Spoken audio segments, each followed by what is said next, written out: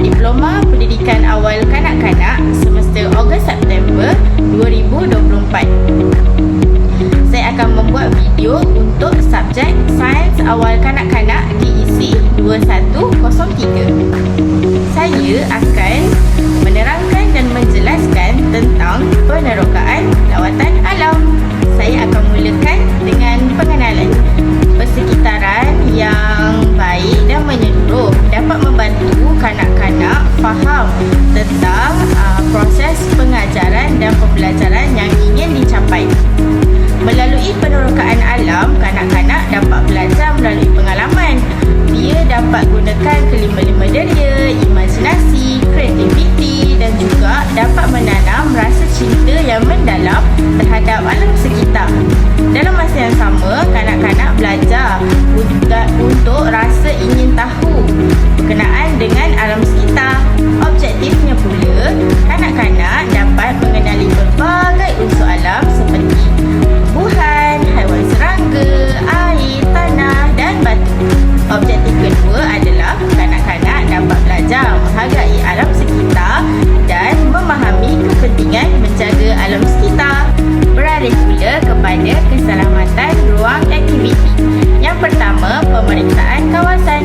Guru-guru perlu memastikan kawasan yang dipilih untuk kanak-kanak adalah bebas daripada bahaya seperti kawasan berlubang, kawasan berduri, bebas juga daripada haiwan yang berbisa dan juga tumbuhan yang beracun. Yang kedua, guru perlulah menyediakan kon keselamatan ataupun kain rentang supaya kanak-kanak tahu batasan untuk mereka bergerak membuat penerokaan alam sekitar.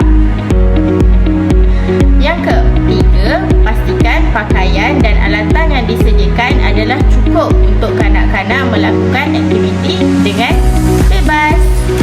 Keselamatan ruang aktiviti yang kedua adalah peraturan yang perlu difokuskan semasa aktiviti, iaitu guru-guru memberikan taklimat ringkas tentang keselamatan umum seperti tidak berlari, tidak menyentuh tumbuhan ataupun serangga, melainkan mereka sudah meminta izin daripada guru.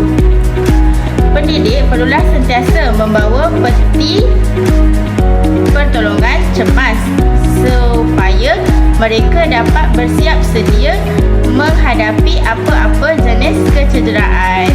Berkenaan dengan penyediaan alat bantu mengajar dan bahan bantu mengajar, guru perlulah menyediakan kad bergambar untuk menunjukkan tumbuhan, haiwan-haiwan kecil dan elemen-elemen seperti batu, air dan tanah supaya kanak-kanak mengenalinya. Yang kedua, guru menyediakan kanta pembesar yang akan digunakan oleh kanak-kanak. Yang ketiga, kanak-kanak dibekalkan dengan balang kecil ataupun bekas plastik untuk mereka menyimpan sampel-sampel yang mereka temui semasa penerokaan alam. Yang keempat, kanak-kanak perlulah disediakan dulang pemerhatian untuk mereka meletakkan kembali sampel-sampel yang telah didapati pada akhir pembelajaran supaya mereka dapat menilai sendiri hasil yang mereka dapati. Yang kelima, guru boleh melakukan aktiviti lanjutan seperti kanak-kanak boleh melakukan aktiviti berkenaan dengan mengetahui sama ada bahan ataupun sampel yang mereka temui itu tenggelam ataupun timbul semasa diletakkan di dalam air ke bentuk ruang aktiviti sains. Yang pertama, halaman prasekolah. Halaman perlulah halaman yang berumput dan dipenuhi dengan tumbuh-tumbuhan serta mempunyai laluan pejalan kaki supaya dapat memudahkan kanak-kanak meneroka alam. Selain itu, setiap tumbuh-tumbuhan boleh diletakkan dengan papan tanda nama tumbuhan tersebut supaya kanak-kanak tahu apakah jenis tumbuhan yang mereka temui.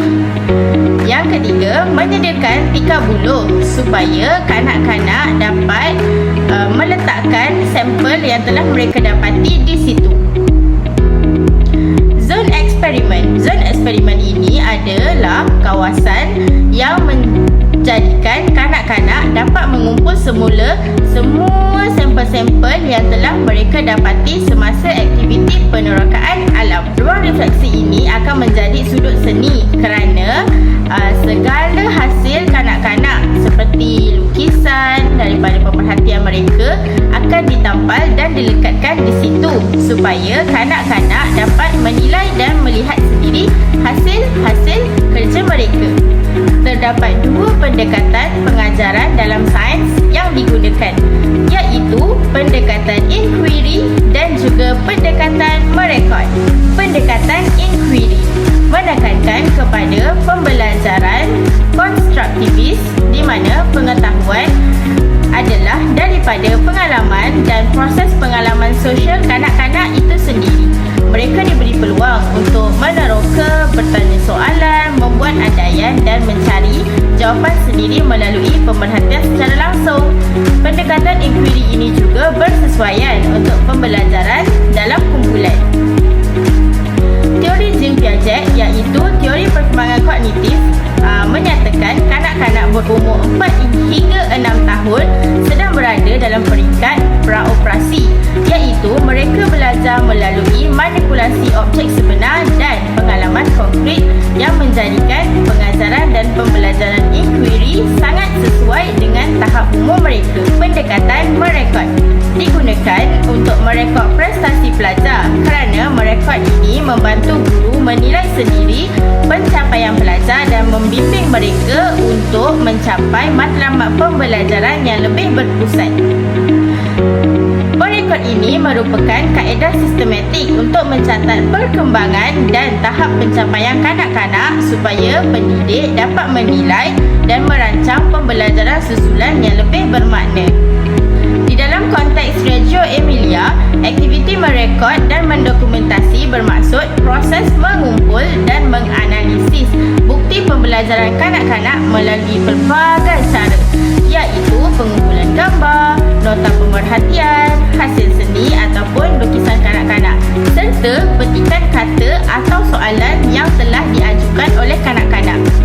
Dari sudut kanak-kanak pula, mereka boleh belajar untuk merekod hasil pemerhatian dan penerokaan sepanjang aktiviti penerokaan alam sekitar yang dijalankan, iaitu mereka boleh menilai hasil lukisan, hasil pemerhatian mereka dan sampel. Secara keseluruhannya, sains awal memainkan peranan yang sangat penting kepada kanak-kanak, terutamanya apabila berkaitan dengan pemahaman konsep sains dan cara mereka berfikir serta mengaitkan tentang apa-apa perkara dengan sains. Matlamat pengajaran dan pembelajaran sains awal ini juga adalah jelas, bukan sahaja mengajarkan fakta tetapi secara semula jadi dapat membina kemahiran proses sains dan memupuk rasa ingin tahu tentang sains. Aktiviti sains iaitu aktiviti penerokaan alam ini akan berjaya sekiranya bimbingan guru dalam membantu kanak-kanak mengembangkan perkembangan serta keyakinan diri mereka untuk mengetahui tentang sesuatu perkara baharu.